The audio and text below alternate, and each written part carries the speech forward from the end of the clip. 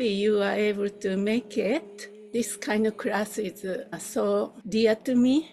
And let me start with asking you questions. It's not heavy-duty questions, but what do you want to do with your life?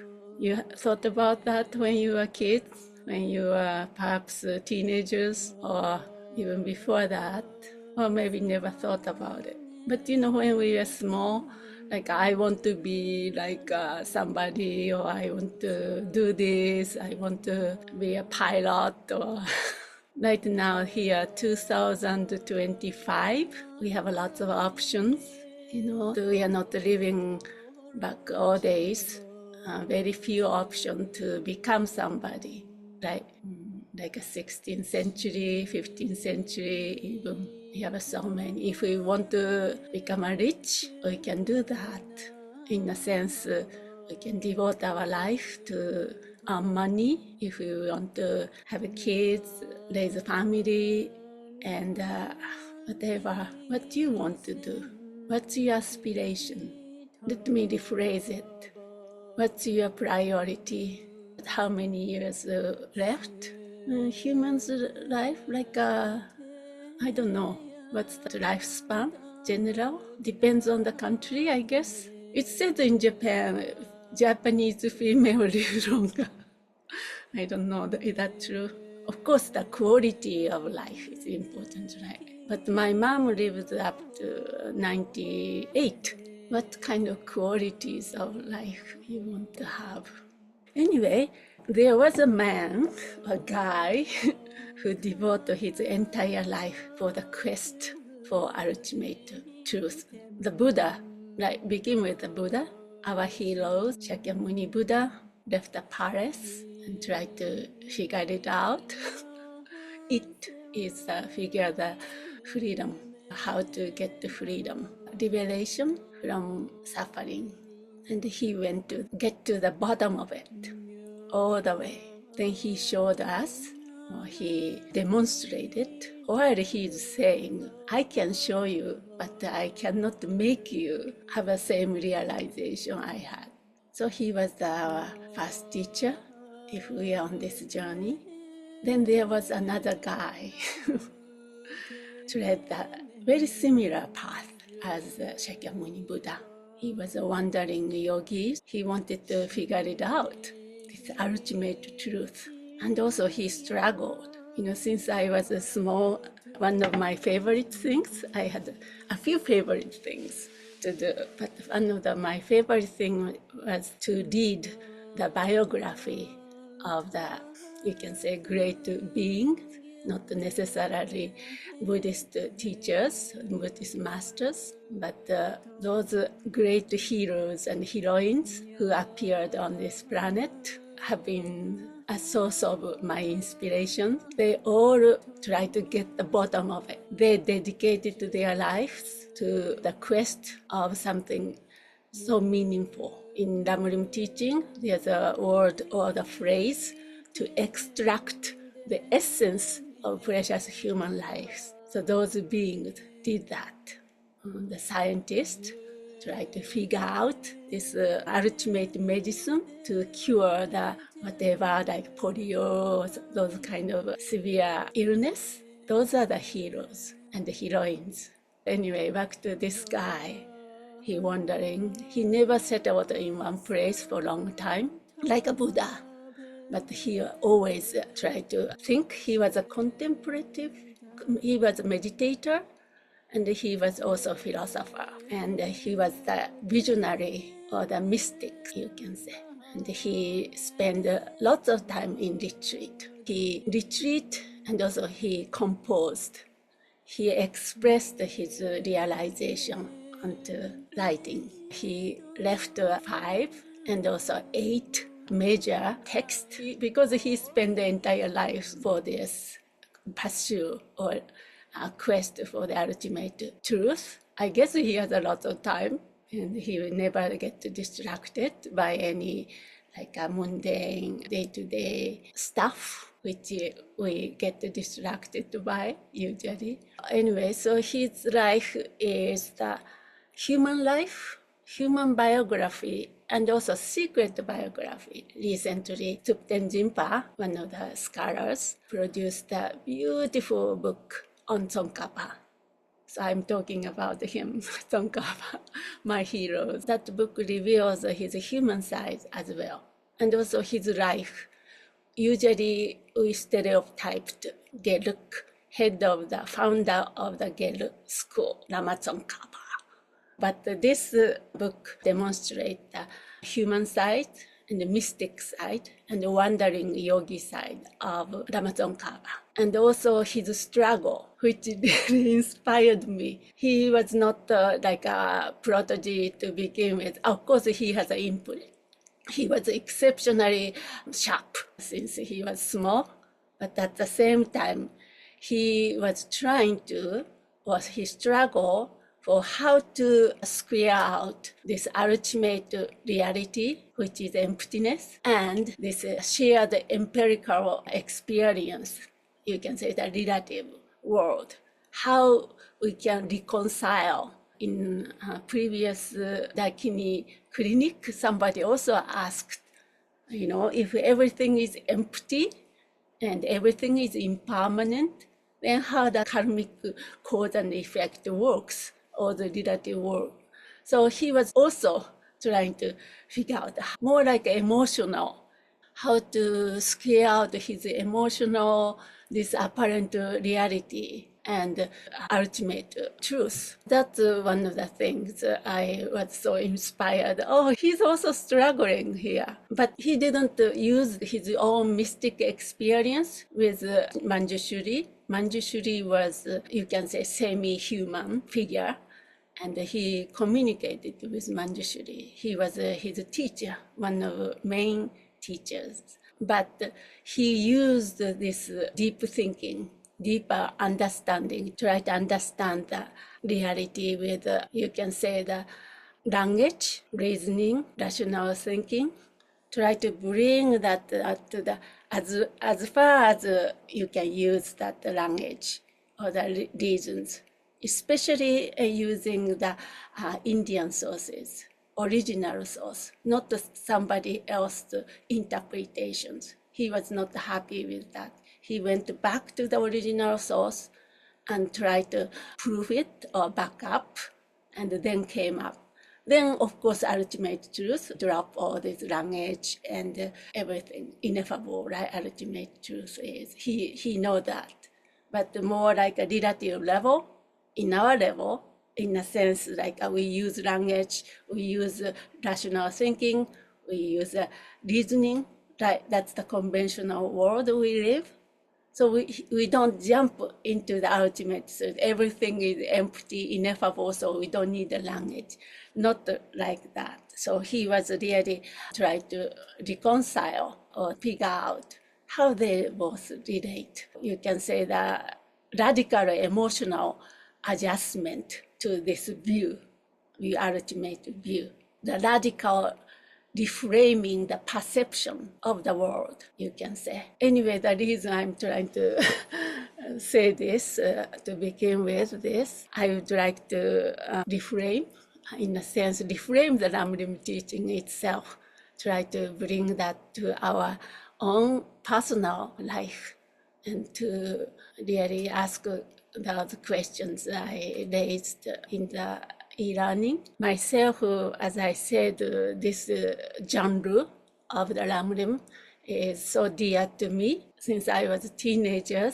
This is the first teaching and the first study I've done. Especially this Shamatha wisdom sections brought me to India, and then ended up spending many years over there. At the same time, I want to say this. This is the beginning of Tantra. There's no separation, like a Lamrim Sutra teaching and the Tantra deity yoga. No. Lama Tsongkhapa also taught that deity yoga. He was the one. He was the really tantric yogi. This Lamrim has a tantric flavors. If you are practicing Tantra, you might start noticing why we have to practice, why we have to integrate, why we have to embody Lamrim for tantric practitioners. There are lots of tantric flavors, and you can appreciate way more, I think. And also those people who practice or study Lamrim, this stage of the path to awakening, are assumed to become a tantric practitioners. So in Tibetan practice, Tibetan traditions, everybody going to Tantra. We not just end, okay, Sutra teaching, like in the West, we say, okay, I'm happy with Sutra teaching, just receive teaching, and end. Okay, I'm a Mahayanist. This is my area of study, and this is it, kind of thing. Or I'm a tantric practitioner. So Sutra Lamrim is something already I heard many times from lamas, so boring. There's no such a thing in the Tibetan tradition. Traditionally, those people who practice it, for example, deity yoga, which means tantric practice Lamrim. Practice Lamrim. That's one thing I want to say. Many of you received Vajrayogini or other highest yoga tantra empowerment. You are right place. Whatever brought you here, I'm so happy, and you have an inclination to deepen your study, contemplation, meditation, experience, realization. So those 5 things I would say, wherever you are at, all are needed for the tantric practice. Okay, I just said blah blah.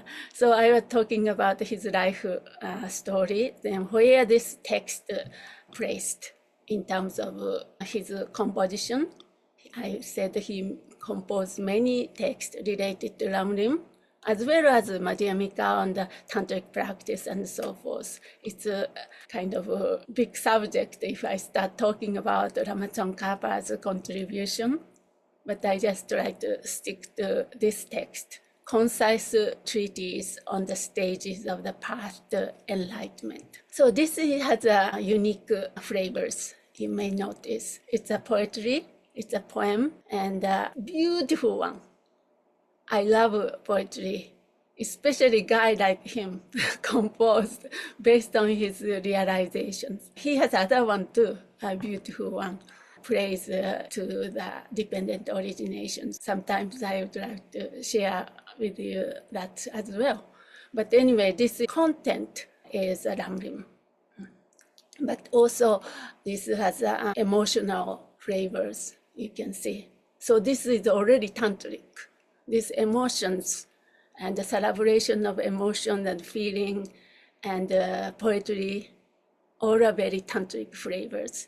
And he came from that deep direct experience. Anyway, so this, I want you to chew on it and taste it, not like only like Lamrim topics. You are very familiar with Lamrim topics, and also you can read about so many materials available, resources available. That's not exactly I want to do on this 4 weeks class, but that's also important. If you are not familiar with, continue to study and continue to familiarize yourself and reflect on your life. That's an important component, but in terms of this poetry, I would like to get the sense of how Lama Tsongkhapa created, where this come from, then how you can appreciate his realization in a sense, then get inspired. Maybe we should jump in. This is composed or the spontaneously sung after he composed the great exposition of the stage of the path, Lamrim Chenmo. Maybe I should say a little bit about his life story when he wrote this one. Of course, his quest, as I said, was so one-pointed focus. And then he started to communicate with Manjushri, this semi-celestial figure, Manjushri. Initially, he was not able to communicate with him. He has an interpreter, Umapa. His name is Rama Umapa. Through him, he was able to ask lots of questions. Is it nice? Ask lots of questions, not like a Dakini clinic, never answered to your questions. But Manjushri is all-knowing being, and then responded. Then eventually he was able to communicate with him directly. Anyway, one of his advice was to go to do a deep retreat. Then take 8 masters, his disciples, pick 8 of them, and then go into the place called Orka Chorun. Then he did a deep retreat. But that retreat, main focus was the purification practice and the preliminary practices, and also all these, ascetic, you can say, practice. Anyway, after purification and accumulation of the merit, so those conditions, creating those conditions are crucial for realization to dawn. Sometimes we said we don't have time, so we cannot do all these nitty-gritty preliminary practice. But if we want to have a shortcut, that's very important. We need to integrate in day-to-day life, accumulating merit and purification of the negative karma. Those things are should be an integral part of our practice. Anyway, after the retreat, long retreat, he went into the retreat. Of course, retreat is the time he really deeper realization done. Then he composed this. First one is the commentary to Abhisamaya Alankara, but then main composition was Lamrim Nyamgurma, Great Exposition of a stage of the path to enlightenment. After that, he was asked, or he spontaneously composed this text. Concise treatise on the stage of the past and life. This is, you can say, the shorter Lamrim. So he started with the greater Lamrim, great Lamrim, then short Lamrim. Then after that, medium one. Each text meant for each audience. People might ask why, same topics, why he may compose so many different kind of Lamrim. Actually, not different kind, but different style. So each of these texts was composed for different level of practitioners, ensuring accessibilities while maintaining the depth. I chose this one because it's short, and also I thought you can relate more from the emotional level, not dry description of the path to enlightenment. Oh, this is nothing to do with me or something. Instead of objectively studying, more like I want you to take it as a personal instruction. Actually, this is the personal instruction. You can see, he repeatedly said, I did this way, so you who aspire for liberation too should do likewise. So this is his personal advice to each of us. That's one thing I wanted to say in terms of context. This Lamrim Nyamgurma was done, all the subjects are covered, especially the last 2 chapters, Shamatha, Vipassana's, last 1/3 of the Lamrim Nyamgurma. Yeah, when I was small, first time I encountered just the Japanese translation came out on that chapter, Shamatha Vipassana. Before that, I vaguely heard about Lamrim and the importance and the study. But until I encountered that translation, Japanese translation, done by a Japanese scholar, impeccable Japanese scholar. Back those days, we called Buddhologist, Germans and European Buddhologist. Anyway, he translated this section, Shamatha and Vipassana. So that was it for me. And then that brought me to India to study Tibetan, and I was trying to nail Shamatha, Waipo to focus, and Madhyamika, Vipassana. Yeah, anyway, so that's important. So this poetry is based on his experience of that. He used a lot of beautiful metaphors. I'm sure we can each appreciate and connect through that sort of things, poetry. nghe nghe đôi